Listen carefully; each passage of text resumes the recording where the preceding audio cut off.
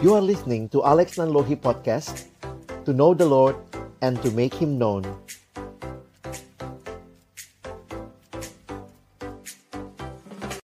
Jemaat yang dikasihi Tuhan, Injil Tuhan kita Yesus Kristus menurut Markus 1 ayat 14 sampai dengan ayat yang ke-20. Markus 1 ayat yang ke-14 sampai dengan ayat yang ke-20. Sesudah Yohanes ditangkap, datanglah Yesus ke Galilea memberitakan Injil Allah. Katanya, waktunya telah genap, kerajaan Allah sudah dekat. Bertobatlah dan percayalah kepada Injil. Ketika Yesus sedang berjalan menyusur danau Galilea, ia melihat Simon dan Andreas, saudara Simon. Mereka sedang menebarkan jala di danau, sebab mereka penjala ikan. Yesus berkata kepada mereka, "Mari, ikutlah aku, dan kamu akan kujadikan penjala manusia." Lalu mereka pun segera meninggalkan jalannya dan mengikuti dia. Dan setelah Yesus meneruskan perjalanannya sedikit lagi, dilihatnya Yakobus anak Zebedeus dan Yohanes saudaranya sedang membereskan jala di dalam perahu. Yesus segera memanggil mereka, dan mereka meninggalkan ayahnya Zebedeus di dalam perahu bersama orang-orang upahannya, lalu mengikuti dia. Demikianlah Injil Yesus Kristus. Berbahagialah mereka yang mendengarkan firman Allah dan yang memeliharanya. Haleluya. Haleluya. Haleluya. Haleluya.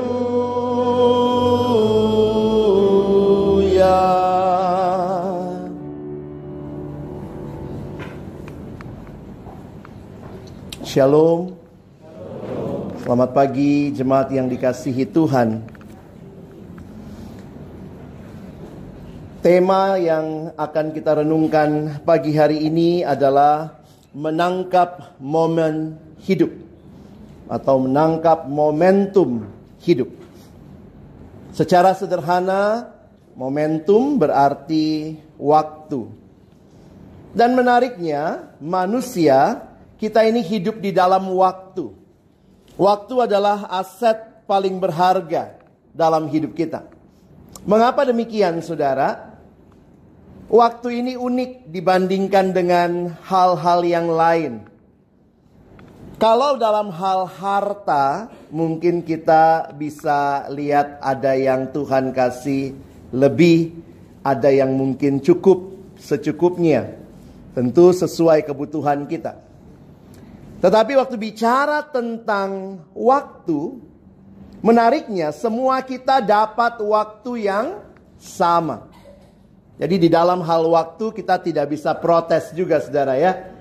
Karena semua kita, baik dia anak-anak, orang dewasa, orang tua, laki-laki, perempuan, mau dia bekerja atau tidak bekerja secara khusus, kita semua diberi waktu yang sama, 24 jam setiap hari.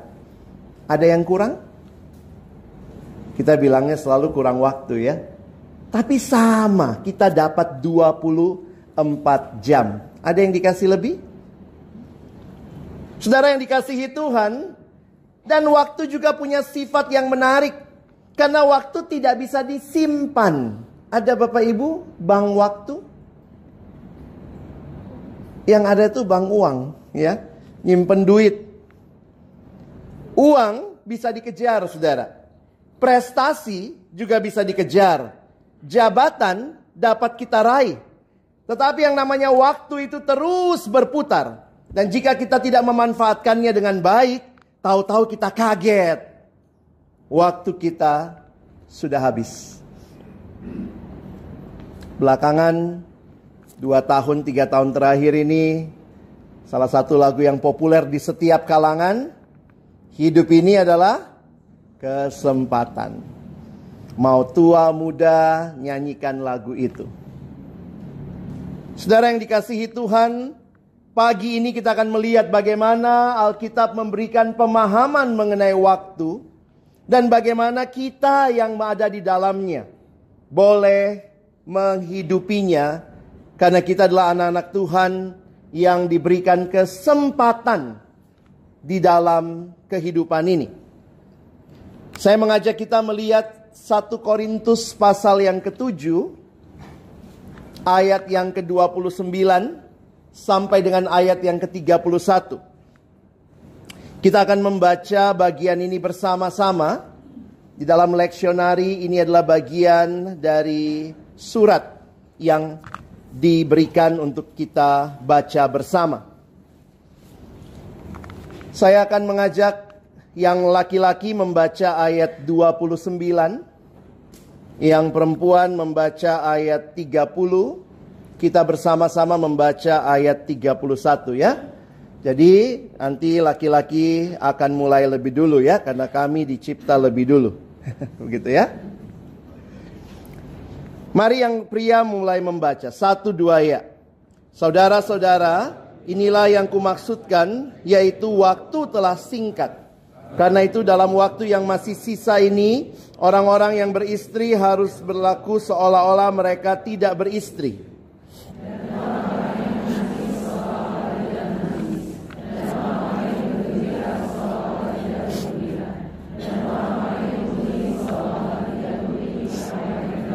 Sama-sama.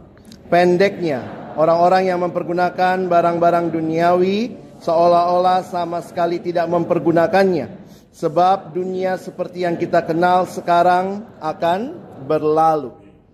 Saudara yang dikasihi dalam Tuhan Yesus Kristus, membaca Alkitab harus di dalam konteksnya. Karena kalau kita pisahkan konteksnya, itu bisa jadi aneh. Khususnya ayat 29, bapak-bapak suka lagi ayat itu ya. Orang-orang yang beristri harus berlaku seolah-olah mereka tidak beristri. Lalu nanti, ini kata Alkitab mama. Papa mesti kelihatan bujangan. Wah. Saudara yang dikasihi Tuhan, ayat ini ada di dalam konteksnya. Kalau saudara lihat sebelumnya, Paulus membahas tentang bagaimana kehidupan anak-anak Tuhan menghayati panggilan yang mereka sudah terima dari Tuhan. Panggilan untuk melayani Tuhan, memberikan seluruh hidup kepada Tuhan. Tetapi realitanya, di dalam dunia ini ada begitu banyak relasi di sekitar kita yang kalau kita tidak atur baik-baik, bisa jadi kita justru lupa relasi dengan Tuhan. Makanya kalau Bapak Ibu perhatikan, dalam kaitan ini Paulus sedang mengingatkan, oke lah, begini saja. Mungkin dulunya sebelum menikah dekat sama Tuhan, habis menikah kan repot, sibuk. Tidak ada waktu untuk Tuhan. Makanya Paulus bilang, mari kembali ke titik nol. Kayak di SPBU ya, mulai dari nol ya. Dari mana itu? Yang beristri. Ingatlah, seolah-olah kamu tidak beristri. Seperti apa dulu kehidupanmu? Kira-kira seperti itu. Nah, ini adalah orang-orang yang nampaknya dulunya begitu fokus dekat dengan Tuhan. Dalam hidup ada suka, ada duka. Makanya Paulus ingatkan orang-orang yang menangis. Kalau kita terus hanya menangis, meratapi diri. Yang senang terus senang. Jangan-jangan lupa, hidup juga ada punya kesedihan.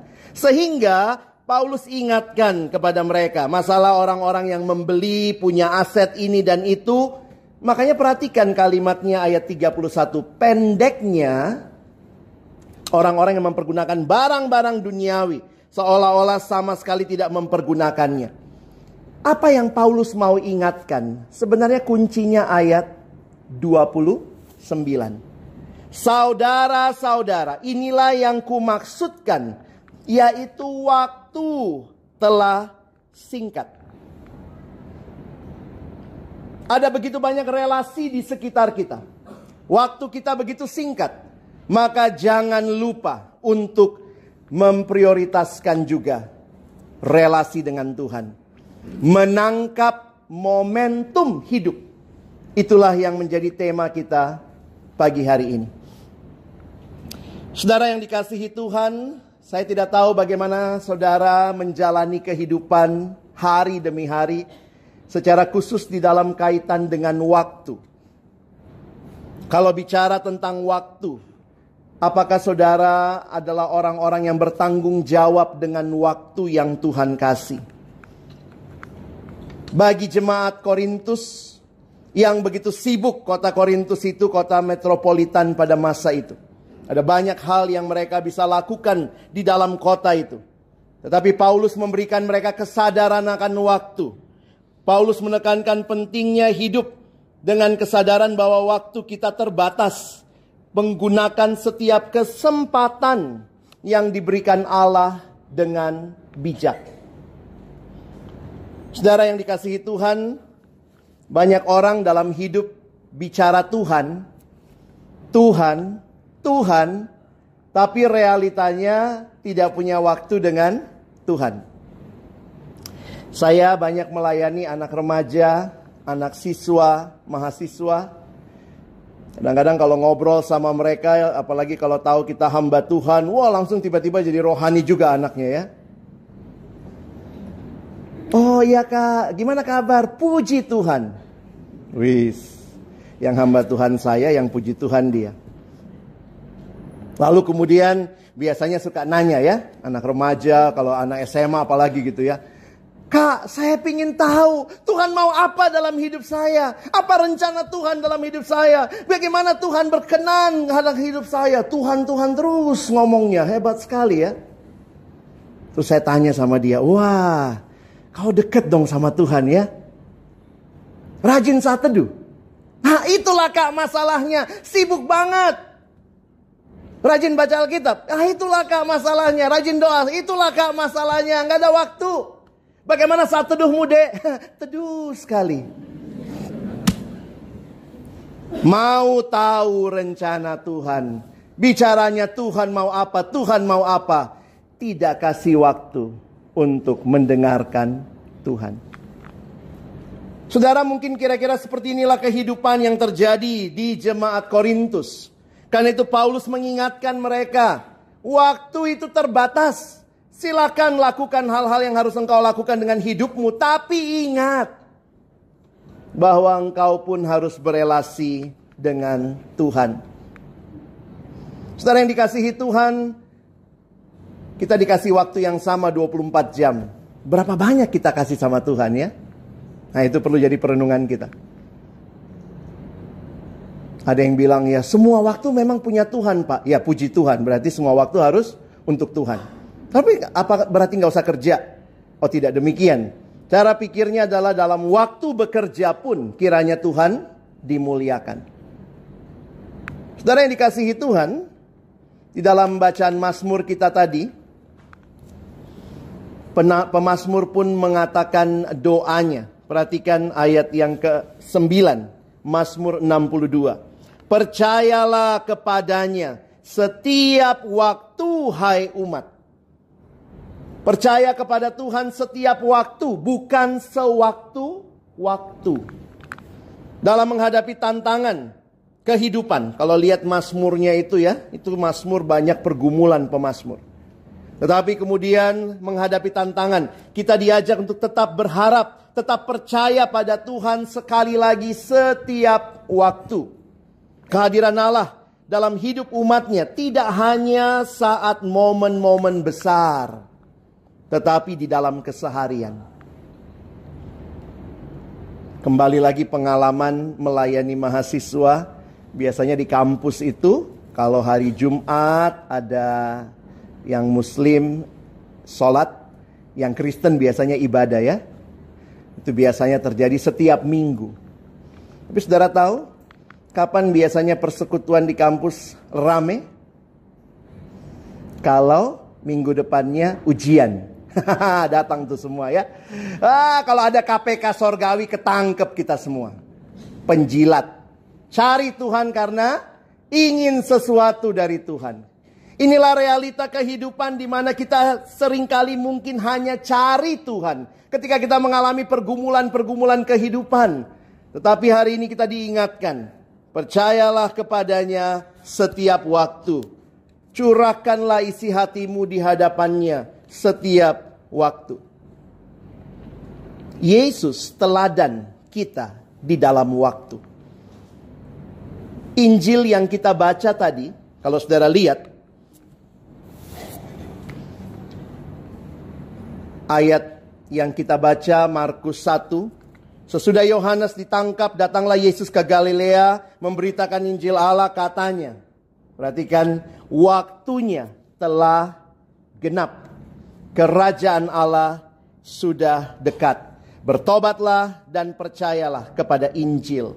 Yesus tahu waktu yang tepat memulai pelayanannya. Dia punya sense kesadaran akan waktu. Dan menariknya, itu menjadi momentum ketika akhirnya murid-murid juga meresponi panggilan Yesus. Murid-muridnya meninggalkan segalanya dan mengikuti Yesus, menangkap momentum yang diberikan Allah. Kita pun dipanggil untuk siap meninggalkan kenyamanan kita demi mengikuti rencana Allah. Saudara, kalau Tuhan kasih kita waktu, kira-kira waktu itu hanya untuk diri kita sajakah? Ataukah di dalamnya juga Tuhan menitipkan, sama seperti Kristus memberitakan Injil Allah? Maka kiranya kita bisa menangkap apa yang menjadi kerinduan Allah, memberikan waktu kepada kita, supaya kita juga mempersembahkan hidup kita kepada Dia, bahkan membawa banyak jiwa datang kepada Tuhan. Saudara, yang menarik waktu memperhatikan semua hal tentang waktu ini, di dalam bahasa Yunani ada 3 kata yang dipakai untuk waktu. Alkitab kita, Perjanjian Baru, aslinya berbahasa Yunani. Ya, mari kita lihat sama-sama. Yang pertama, konsep waktu di dalam bahasa Yunani. Yang pertama ada yang namanya kronos, saudara. Kronos ini waktu secara umum. Nah, dari situ kita dapat kata kronologi. Lalu yang kedua, ada konsep waktu yaitu kairos. Tadi sudah dibacakan dari KBBI ya, waktu yang pendek, waktu yang sebenarnya lebih tepat diterjemahkan kesempatan. Jadi itu tidak terulang. Makanya kronos itu terulang. Misalnya ya, pagi-pagi bangun. Habis bangun, sikat gigi, mandi, sarapan, berangkat kerja. Mungkin begitu rutinitasnya. Besok bangun, sikat gigi, mandi, sarapan, berangkat kerja. Lusa begitu lagi. Itu kronologi, terulang. Nah, yang jangan terulang gitu ya. Misalnya bangun pagi, sikat gigi, ketelen sikat giginya. Jangan ya, itu kairos jadinya. Tapi kairos yang negatif ya, kesempatan, ketelen. Tapi kalau saudara misalnya hari ini telan sikat gigi, besok telan lagi, lusa telan lagi, saudara jadi kronos lagi tuh. Nah, ada lagi waktu yang namanya aion, bukan mol. Ini pakai I, bukan pakai A. Bukan pakai E. Aion ini artinya waktu yang kekal. Jadi, kalau kita gambarkan dalam timeline grafik, kira-kira begini ya. Ada waktu yang kekal, di dalamnya ada kronos. Misalnya dari manusia lahir sampai meninggal. Ya, kita punya kronosnya. Tetapi kemudian di dalam kronos itu ada kairos-kairos yang tidak terulang. Nah, ini mirip kayak kita bikin CV, saudara ya. Lahir tanggal segini. Meninggalnya kan belum ya, jangan tulis tanggalnya. Nah, lalu kemudian usia segini SD, SMP, ada tahunnya. Kalau saudara misalnya ngulang SD kan langsung ketahuan dari CV ya. Ngulang dia ya. SD, SMP, SMA, kuliahnya kalau mungkin ada yang kuliah. Lalu kemudian karirnya. Itu biasanya itu kairos. Jadi kalau kita sederhanakan, sebenarnya di dalam kronos yang panjang, sebenarnya itu adalah kumpulan kairos, gitu ya. Dan ini mempengaruhi cara pikir. Coba kita sama-sama tes ya. Kalau Bapak Ibu punya cara pikir begini, nggak gereja minggu depan masih ada nggak gereja hari ini masih ada minggu depan. Nggak gereja minggu depan masih ada minggu depannya lagi. Itu cara pikir saudara adalah kronos. Nggak datang hari ini nggak apa-apalah. Nanti kan masih ada minggu depan. Siapa tahu ini terakhir kali saudara ke gereja. Sorry ya. Jangan takut ya. Tapi kadang-kadang kita tuh suka berasa waktu itu santai, easy going. Tapi Alkitab ingatkan kita bahwa kita punya sense akan waktu yang menyadari itu mungkin adalah waktu yang tidak bisa diulang lagi. Dan memang tidak terulang. Hari ini tidak sama dengan kemarin, tidak sama dengan besok. Tidak terulang. Tapi sama kok Pak, kerjanya masih pergi ke kantor yang sama. Tapi ingat, itu kesempatan yang Tuhan kasih. Makanya saudara, saya senang dengan lagu itu ya. Terima kasih Tuhan untuk kasih setiamu. Di bagian akhir lagu itu, kalimat itu selalu menyadarkan saya. Sebab hari ini Tuhan adakan. Ini bukan saya yang adain. Hari ini bukan yang sama kayak kemarin. Nanti besok keulang lagi. Hari ini Tuhan adakan. Syukur bagimu. Saudara, kesempatan yang Tuhan berikan menjadi kesempatan yang saudara dan saya seharusnya mengambilnya, menghidupinya, memakainya bagi kemuliaan Tuhan. Saudara, orang Yunani itu ngajarin anaknya tentang banyak hal itu sebenarnya dari mitologi mereka. Dan dalam mitologi Yunani, semua itu ada dewanya, termasuk dewa kesempatan. Namanya dewa Kairos. Nah, ini gambarnya kalau Bapak Ibu googling ya. Dewa Kairos itu digambarkan sebagai seorang laki-laki yang jalannya sangat cepat karena ada sayap di kakinya. Jadi dia kalau jalan tuh cepet banget. Tapi yang menarik, nah maaf ya Bapak Ibu ya, saya nggak menyinggung siapa-siapa ya. Dewa Kairos itu botak. Nggak usah lihat-lihat yang mana yang botak, nggak usah. Dewa Kairos itu botak, tapi botaknya cuma di belakang. Licin di belakang, di depannya ada jambul. Kayak gogon ya. Itulah cara orang Yunani mengajarkan anaknya tentang kesempatan. Kalau kamu mengejar kesempatan, ingat, dia jalannya sangat cepat. Karena ada sayap di kakinya. Kalaupun kamu bisa mengejar dia, dari belakang kamu tarik rambutnya. Botak. Licin. Maka kesempatan harus kamu raih dari depan. Karena jambulnya di depan, saudara ya. Jadi nanti kalau saudara lihat orang seperti itu, dewa kesempatan. Ya, ada beberapa orang yang memang kayaknya stylenya gitu ya. Jadi Bapak Ibu Saudara yang dikasihi Tuhan, kesempatan menjadi apa yang Tuhan karuniakan kepada kita. Ini bukan sekadar waktu secara umum. Ini momentum yang mungkin, saya selalu pakai kata mungkin ya, tidak terulang lagi. Siapa tahu ini hari terakhir saudara bisa datang ke gereja seperti ini. Oh nggak apa-apa, masih ada minggu depan. Oh masih ada bulan depan. Cara pikir kita harusnya, Tuhan tolong saya menggunakan setiap kesempatan. Dan itulah yang menjadi petunjuk bagi kita tadi. Di berita anugerah yang dibacakan. Bapak Ibu ingat ya. Kalau kebaktian jangan dilewatin ayat-ayat dibacakan itu, semua ada pesan Tuhan di situ. Karena itu, perhatikanlah dengan seksama bagaimana kamu hidup. Jangan seperti orang bebal, tetapi seperti orang arif. Dan pergunakanlah waktu. Saudara, saya sudah cek ya. Dalam bahasa asli Yunani, di Matius tadi, waktunya sudah genap. Yesus katakan itu dipakai kata kairos.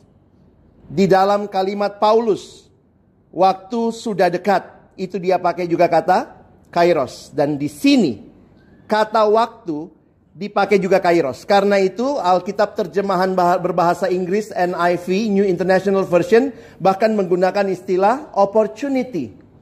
Jadi bukan sekadar make the most of every time, tetapi making the most of every opportunity. Setiap kesempatan. Hidup itu adalah kesempatan yang harusnya saudara dan saya pakai. Kita sudah masuk tahun 2024. Ini kesempatan. Saudara, masuk 2024 banyak resolusi? Udah berapa yang gagal? Atau saudara mungkin sudah merancang resolusi tahun depan ya, untuk akan dijalankan per 1 Januari 2025. Saudara yang dikasihi Tuhan, perhatikan. Kalau tadi ayat 15 dan 16. Kadang kita lupa. Mengapa harus pakai waktu? Untuk apa waktu itu? Perhatikan ayat 17-nya.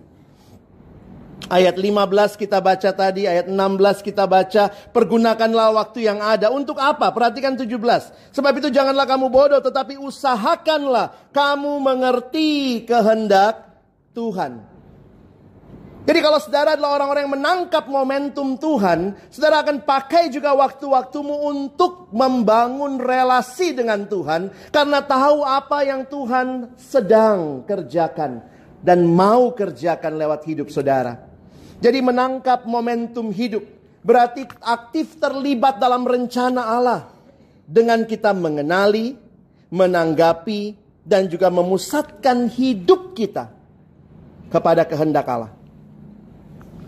Mari jadikan setiap detik kehidupan ini berharga dengan menggunakannya untuk kemuliaan Tuhan dan kemajuan kerajaannya. Saudara, sebenarnya saya waktu memperhatikan mengenai waktu ini, coba saudara lihat lagi ayatnya ya. Perhatikanlah dengan seksama bagaimana kamu hidup. Tapi apa aplikasi memperhatikan dengan seksama hidup? Ternyata dikaitkan dengan penggunaan waktu. Jadi lihat cara Paulus menjelaskan. Hai, hidup bijaksana, hidup baik-baik. Tapi dari apa itu dinilai? Dari penggunaan waktumu. Dan bagaimana penggunaan waktumu itu terkait dengan mengerti kehendak Allah. Makanya kalau merenungkan ini saudara, ada orang bilang, wah time is money. Betul time is money?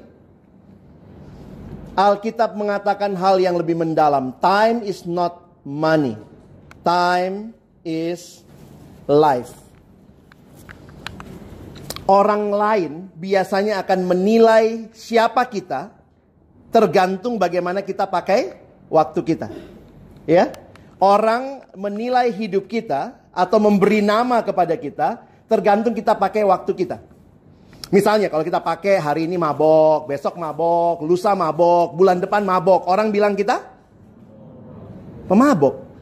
Nggak ada kan yang kalau waktunya semua dipakai, oh dia adalah seorang yang rajin. Nggak bisa.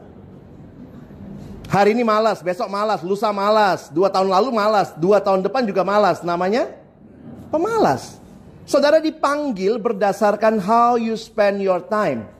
Seringkali begitulah hidup. Maka hari ini, mari kita sadari, ternyata hidup itu singkat waktunya. Saudara pernah sadar itu enggak? Singkat loh.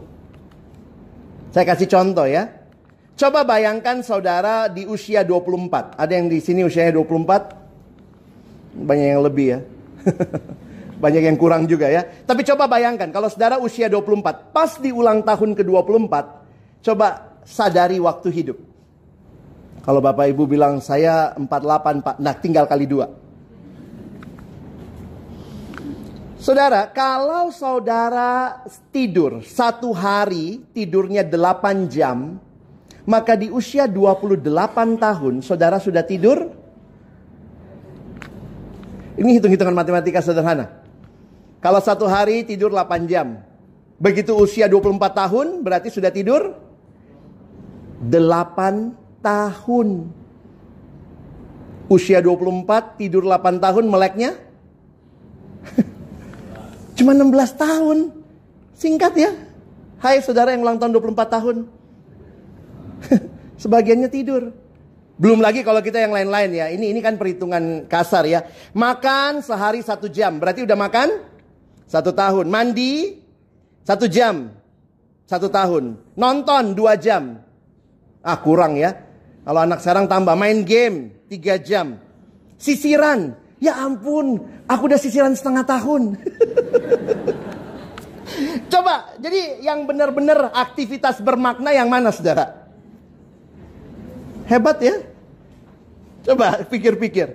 Di usia 24 tahun ternyata makan 1 tahun. Makan tambah mandi 2 tahun. Tambah nonton 4 tahun. Plus tadi 8 tahun. Ya ampun, hidup tuh apa sih? Makanya Paulus ingatkan jemaat. Orang suka bilang, iya pak, saya mau ikut time management. Ada training time management. Saudara, bagi saya tuh agak gak masuk akal. Ikut cara mengatur waktu. Waktu itu sama 24 jam. Kalau ngatur duit saya ngerti. Karena duit saudara kurang kali. Duit saya juga. Makanya harus diatur. Karena duitnya setiap kita beda-beda. Tapi maunya sama. Itu susahnya kan. Saudara yang uangnya dikit sama uangnya banyak tetap aja mau HP baru. Nah jadi kan mau gak mau diatur kan. Tapi kalau dibilang atur waktu. Coba emangnya ada yang dapat 24? 25, ada yang dapat 23. Mari kita atur waktu kita. Ya elah, waktunya sama saudara. Berarti apa yang harus diatur? Hidup. Time management is actually life management. Karena kita semua dikasih hal yang sama dalam jumlah. Makanya mari kita pusatkan. Fokus hidup. Harusnya memuliakan Tuhan. Saudara jangan dikotomis ya. Saya senang dengan gambar ini. Kenapa? Karena gambar ini menempatkan Tuhan sebagai pusat kehidupan. Dan kemudian seluruh aspek hidup akan kita pusatkan. Yang belajar, yang studi, yang kerja, rekreasi. Biarlah semuanya untuk kemuliaan Tuhan. Karena biasanya ada juga yang diajarkan pakai tangga ya. Tuhan nomor 1. Keluarga nomor 2. Studi nomor 3. Pacar nomor 4. Saya pikir yang kalau di ranking begitu jadinya gak enak ya. Ini gambar yang lebih tepat. Semuanya berfokus kepada Tuhan. Nah, sekarang supaya kita pulang dengan aplikasi ya. Banyak orang hanya senang dengar khotbah. Sekarang saudara harus pikir aplikasi. Pulang ada yang saya dan saudara kiranya boleh atur ulang dalam hidup kita. Ya. Ini baru masuk hari keberapa di tahun 2024 nih ya. Mari saudara atur ulang hidup kita. Kita bikin resolusi mulai hari ini. Dalam hal apa? Dalam hal waktu. Dalam hal menggunakan waktu. Paling sederhana saudara adalah pikirkan ini. Apa perbedaan antara sisa dan sisih? Jangan sisa pakai apa? Sisi pakai i. Ya ampun.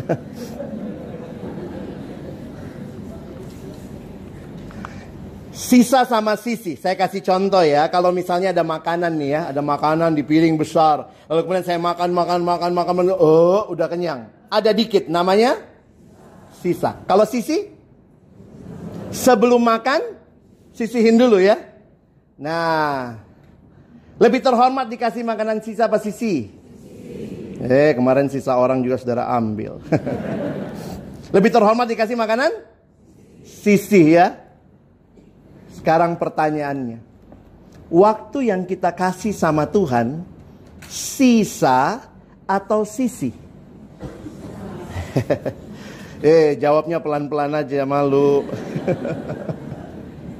Saya layani anak siswa, dia jawab, sisa apa sisi? Sisa sih. Biar semua mencakup saudara ya. Memang dari situ dulu lah pikiran kita ya. Waktu sudah dekat, sisihkan waktu. Saya mulai tahun ini olahraga lagi. Karena biasa ya. Kalau ketemu hamba Tuhan, bapak makin makmur. Susah jadi hamba Tuhan ya. Terlalu gendut dibilang makmur. Males itu, gak kerja itu. Terlalu kurus, jemaat kasih vitamin. Saudara, saya kadang mikir ya, kalau saya bisa sisihkan waktu untuk berolahraga, karena itu penting. Pertanyaannya, relasi dengan Tuhan penting gak? Untuk hal yang penting biasanya orang rela sisihkan waktu, uang, tenaga. Kalau kita atur lagi hidup kita tahun ini, ada nggak waktu yang kita sisihkan untuk Tuhan? Jangan disisakan saja ya. Aduh, pulang capek udah malam. Aduh, ya udah doalah sebelum tidur daripada dikutuk. Jadi ternyata kita tidur pun doanya pun mungkin di waktu-waktu sisa. Saudara, agak beda ya. Saya tanya sama anak remaja ini, saya banyak contohnya remaja aja karena saya dekat aja. Saya nggak menghakimi siapa-siapa. Anak remaja bilang gitu, iya kak, susah waktu doa. Saya bilang, kamu doanya jam berapa? Ya malam lah, sebelum tidur. Kamu tidur jam berapa? Jam 10 malam kak. Kamu tidur jam 10, kamu doa? Ya 10 kurang 2 lah, 10 kurang 3 lah. Jadi saya bilang, apa masalahmu? Kadang ngantuk kak. Betul kamu ngantuk karena kamu doa di jam tidur. Itu nggak tahu ya siapa yang ngajarin kita. Doa sebelum tidur. Kayaknya semua diajarin begitu dari kecil ya. Tapi itu kan waktu-waktu rawan. Jadi pernah kalau datang doa, Tuhan,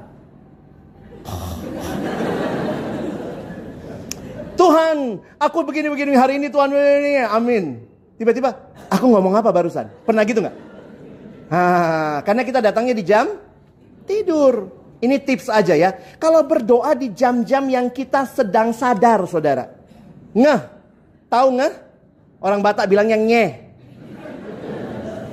Kalau saudara tidur jam 10, bagusnya doa waktu sadarnya jam berapa?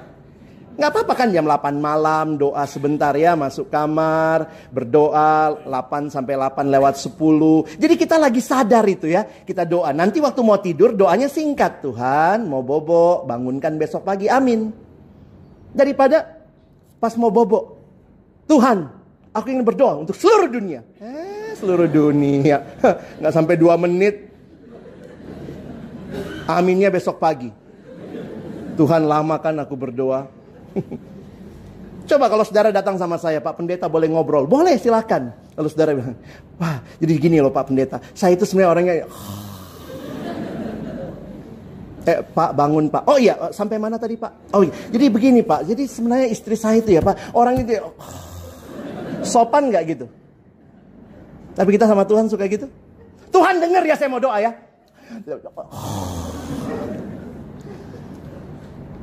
Saudara, kadang-kadang bukan masalah kita nggak berdoa, tapi kita tidak menyisihkan waktu untuk berdoa. Kita doa sih, tapi di jam-jam sisa, di sisa-sisa kehidupanku. Nah, karena itu saudara, mari kita atur lagi ya. Jam berapa berdoa, jam berapa membaca Alkitab, jam berapa. Ke gereja juga begitu ya. Maksudnya banyak pertengkaran di rumah itu waktu mau gereja. Iya.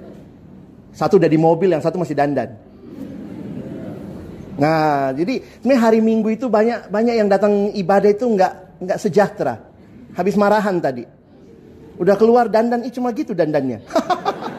Udah lama cuma gitu, nggak berubah gitu saudara. Sorry.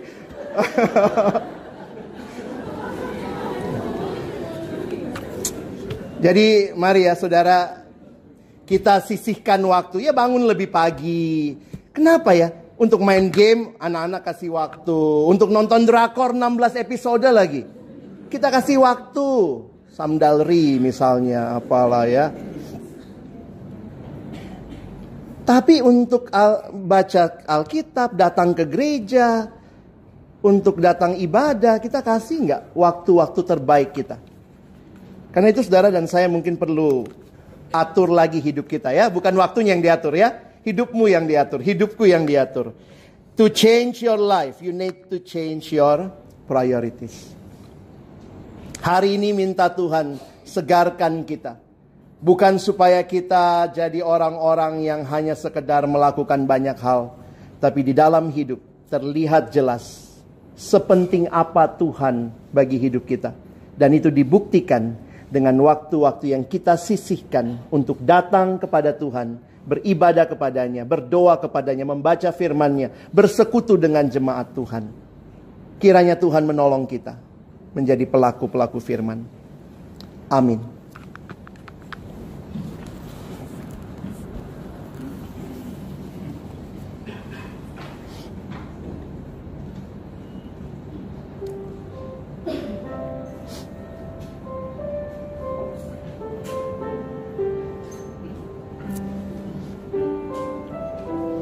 Kita hidup hanya satu kali. Dan dalam hidup yang satu kali itu, kita dikasih kesempatan untuk mengenal Tuhan. Hidup di dalam anugerah-Nya, rencananya. Maka hari ini, di hadapan Tuhan, maukah kita datang dan menyerahkan diri kita? Adakah di antara Bapak Ibu Saudara yang hari ini berkata, Tuhan, saya mau hidup di dalam kairos yang Kau berikan. Saya mau mengatur lagi hidup saya, supaya sungguh saya hidup juga untuk mengerti kehendak-Mu, rencana-Mu. Ketika lagu ini dimainkan sekali lagi, mari kita berdoa di dalam hati. Nyanyikan lagu ini dalam hati kita sebagai doa kita. Kita taruh tangan kanan kita di dada kita. Katakan, Tuhan, terima kasih. Hidup ini kesempatan. Kesempatan untuk melayani Tuhan. Jangan sia-siakan waktu yang Tuhan beri. Hidup ini adalah kesempatan.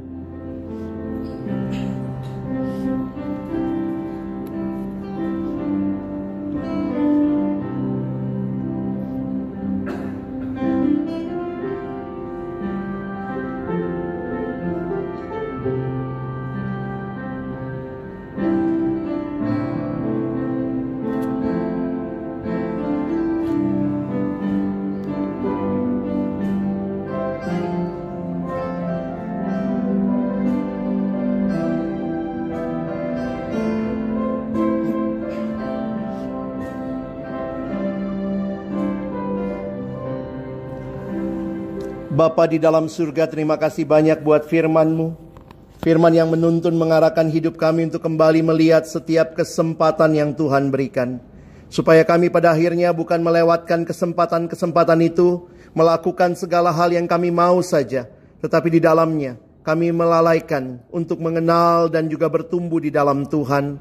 Kiranya hari ini kami boleh memberikan hidup kami sepenuhnya untuk menjadi hidup yang Engkau terus tuntun, terus pimpin, supaya kami juga semakin bertumbuh mengenal Engkau.